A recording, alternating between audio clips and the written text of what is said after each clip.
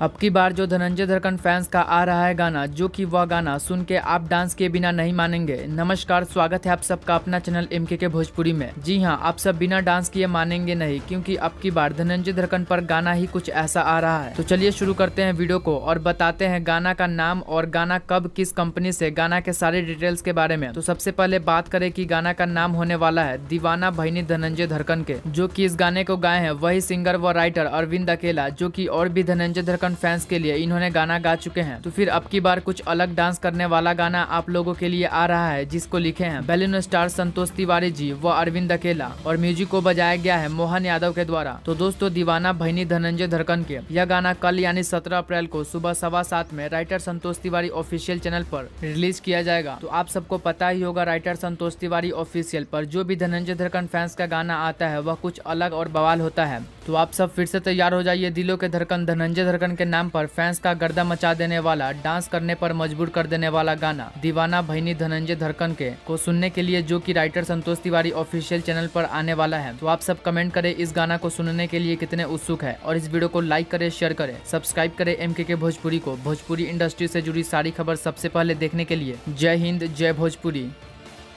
Bhojpuri industry से जुड़ी कोई भी खबर सबसे पहले देखने के लिए सब्सक्राइब कर ले MKK भोजपुरी को, और साथ ही घंटे को दबाकर ऑल कर लेता है। कोई भी खबर डालूं सबसे पहले आप मोबाइल तक पहुंच सके बिल्कुल फ्री में।